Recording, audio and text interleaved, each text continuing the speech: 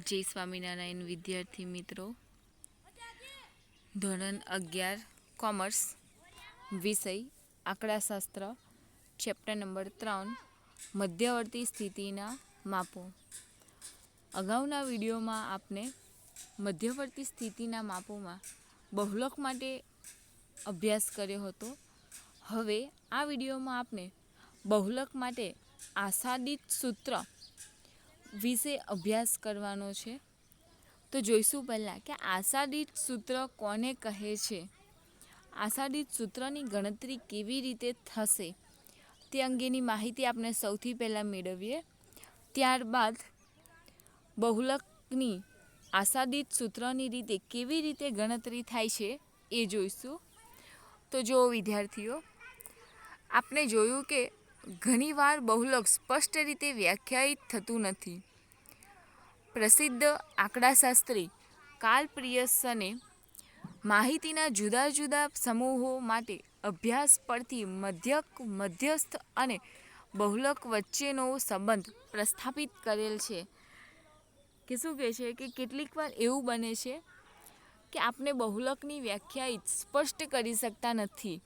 એટલે કે કેટલીક વાર જે માહિતી આપેલી હોય એ માહિતીમાં સૌથી મોટી માહિતી આપવામાં ન આવી હોય અથવા એકની એક માહિતી બે વાર આવી હોય, તો એવા સંજોગોમાં આપણે બહુલકની વ્યાખ્યા સ્પષ્ટ મળતી નથી. એટલા માટે આંકડાશાસ્ત્રી છે જેમનું નામ છે કાર્લ પિયર્સન. તો આ કાર્લ પિયર્સને છે એ માહિતીના જુદા જુદા સમૂહો માટે અભ્યાસ પરથી મધ્યક, મધ્યસ્થ અને બહુલક વચ્ચેનો સંબંધ પ્રસ્થાપિત કર્યો છે.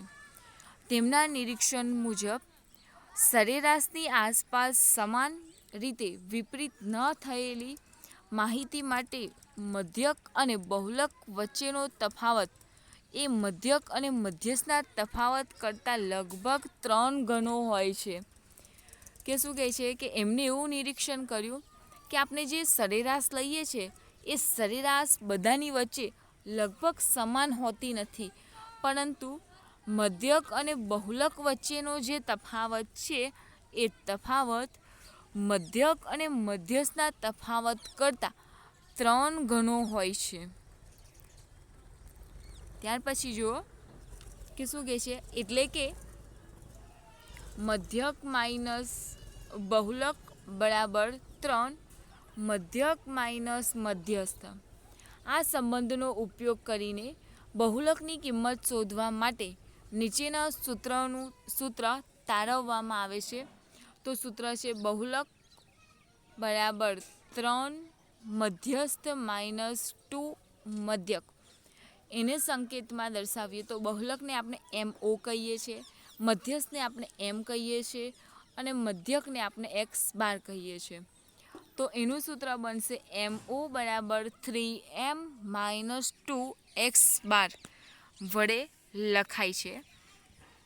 બહુલક શોધવા માટે આ સૂત્રને આશાદિત સૂત્ર કહેવાય છે. કે બહુલક શોધવા માટેનું આ જે સૂત્ર છે, આ સૂત્રને આપણે આશાદિત સૂત્ર તરીકે ઓળખાય છે, કારણ કે તેમાંથી મળતી કિંમત આશરા પડતી હોય છે. જે આવૃત્તિ વિતરણ સરેરાશની આસપાસ સમાન રીતે વિપરીત ન થયું હોય તેમાં આ સૂત્ર વડે મળતી બહુલકની કિંમત ઋણ હોઈ શકે છે. બહુલકના આ સૂત્રનો ઉપયોગ નીચેની પરિસ્થિતિમાં કરવામાં આવે છે કે આશાદિત સૂત્રનો ઉપયોગ કેવી પરિસ્થિતિ ઊભી થાય ત્યારે કરવામાં આવે છે. તો સૌથી પહેલાં છે વર્ગીકૃત માહિતી માટે દરેક અવલોકન એક જ વખત આવતું હોય, કે તમારી માહિતી વર્ગીકૃત હોય અને એનું જે અવલોકન છે એ દર વખત એકનું એક જ આવતું હોય, ત્યારે આશાદિત સૂત્રનો ઉપયોગ થાય છે. ત્યાર પછી બીજું છે વર્ગીકૃત માહિતી માટે મહત્તમ આવૃત્તિ એક કરતાં વધુ વખત આવતી હોય. કે આપણે અગાઉ જોયું કે મહત્તમ આવૃત્તિ હોય એને આપણે બહુલક ધારતા હતા, પણ આમાં એવું છે કે વર્ગીકૃત માહિતી હોય પરંતુ તમારી જે મહત્તમ આવૃત્તિ છે એ સૌથી મોટી આવૃત્તિ છે, એ સૌથી મોટી આવૃત્તિ વારંવાર આવતી હોય, ત્યારે સતત આવૃત્તિ વિતરણમાં અસમાન વર્ગ લંબાઈ હોય છે. કે શું કહે છે કે તમારું જે સતત આવૃત્તિ વિતરણ છે એ સતત આવૃત્તિ વિતરણની વર્ગ લંબાઈ અસમાન હોય, કે કોઈક આવૃત્તિ વિતરણની વચ્ચે 5ની વર્ગ લંબાઈ હોય, કોઈકમાં 10ની હોય, કોઈકમાં 15ની હોય. ત્યાર પછી છે ચલ માટે મિશ્ર આવૃત્તિ વિતરણ હોય કે જે આંશિક અસતત હોય અથવા બાકીનું વિતરણ સતત હોય. કેવું કહે છે કે તમારી જે મિશ્ર આવૃત્તિ વિતરણ એટલે કે અડધી આવૃત્તિ વિતરણ એવી હોય કે જે અસતત હોય અને અડધી આવૃત્તિ વિતરણ એવી હોય કે જે સતત આવૃત્તિ વિતરણ હોય. ત્યાર પછી આવૃત્તિ વિતરણના વક્રનો ડાબી અથવા જમણી તરફનો છેડો ખૂબ જ ખેંચાયેલો હોય, કે જ્યારે આવૃત્તિનો વક્ર એટલે કે તમે આલેખ દોરો એવા સંજોગોમાં ડાબી બાજુ અથવા જમણી બાજુ જે માહિતી છે એ માહિતીનો છેડો જ્યારે ખૂબ જ ખેંચાયેલો હોય ત્યારે આશાદિત સૂત્રનો ઉપયોગ કરવામાં આવે છે. હવે આ સૂત્રની મદદથી આપણે એક ઉદાહરણ જોઈશું. તો જુઓ, ઉદાહરણ નંબર 35. તો જો બહુલક શોધો. તો તમને એવું કીધું છે કે એક જથ્થાબંધના વેપારી માટે તેને મૂકેલ ઓર્ડર અને તેની પ્રાપ્તિ વચ્ચેનો સમય નીચે પ્રમાણે છે. આ સમયનો બહુલક શોધો. હવે જો તમને એક જથ્થાબંધ વેપારીને જે ઓર્ડર આપ્યો છે એ ઓર્ડર મુજબનો સમય તમને આપેલો છે અને એનો બહુલક શોધવાનો છે તમારે. તો જો સમય તમને આપેલો છે 20 થી 25, 25 થી 30, 30 થી 35, 35 થી 40, 40 થી 45, 45 થી 50 અને 50 થી 55. હવે ઓર્ડરની સંખ્યા આપેલી છે 2, 5, 7, 5, 6, 7 અને 3. હવે આપણે જોઈ શકીએ કે મહત્તમ આવૃત્તિ એટલે કે સૌથી મોટી આવૃત્તિ તમારી ઓર્ડરની સંખ્યામાં 7 છે, પરંતુ જુઓ એ તમને 2 વખત આપેલી છે. એક તો 30 થી 35ની વચ્ચે છે અને બીજો 45 થી 50ની વચ્ચે છે. તો જ્યારે તમને આવી માહિતી આપેલી હોય તો આવી માહિતીના આધારે તમારે આશાદિત સૂત્રનો ઉપયોગ કરીને બહુલકની કિંમત શોધવામાં આવે છે. તો જો મધ્યક અને મધ્યસ્થ શોધવા માટે નીચેની ગણતરી કરવામાં આવી છે. તો જો સૌથી પહેલાં આપણે સમય લખીશું, ત્યાર પછી ઓર્ડરની સંખ્યા લખીશું. હવે ઓર્ડરની સંખ્યા એટલે કે 2 + 5 + 7 + 5 + 6 + 7 + 3 એટલે તમારા n બરાબર આવશે 35. ત્યાર પછી તમને મધ્ય કિંમત, કે આપણે જોયું કે વર્ગીકૃત માહિતી હોય ત્યારે આપણે મધ્ય કિંમત શોધવી જરૂરી છે. તો મધ્ય કિંમત શોધવા માટે 20 + 25 ભાગ્યા 2 કરશો એટલે મળશે 22.5. ત્યાર પછી 25 + 30 ભાગ્યા 2 કરશો એટલે 27.5. 30 + 35 ભાગ્યા 2 કરશો એટલે 32.5. 35 + 40 ભાગ્યા 2 કરશો એટલે 37.5. 40 + 45 ભાગ્યા 2 કરશો એટલે 45.5. ખરે 42.5. 45 + 50 ભાગ્યા 2 કરશો એટલે 47.5. 50 + 55 ભાગ્યા 2 કરશો એટલે 52.5. હવે આપણે શોધીશું ડી. તો ડી માટેનું સૂત્ર છે x - a/c. હવે એ તમે ધારી લીધા છે 37.5. ત્યાર પછી સી બરાબર કે ડિફરન્ટ છે તમારું 5 એટલે x - a/c એટલે 22.5 - 37.5 ભાગ્યા 5 કરશો એટલે તમને મળશે -3. ત્યાર પછી 27.5 - 37.5 ભાગ્યા 5 કરશો એટલે મળશે -2. 32.5 - 37.5 ભાગ્યા 5 કરશો એટલે મળશે -1. 37.5 - 37.5 ભાગ્યા 5 કરશો એટલે મળશે 0. 42.5 માઇનસ 37.5 ભાગ્યા 5 કરશો એટલે મળશે 1. 47.5 માઇનસ 37.5 ભાગ્યા 5 કરશો એટલે મળશે 2. 52.5 માઇનસ 37.5 ભાગ્યા 5 કરશો એટલે મળશે 3. હવે કરવાનું છે તમારે ટોટલ.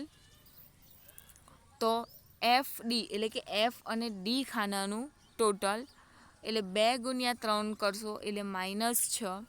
5 ગુણ્યા -2 કરશો એટલે -10.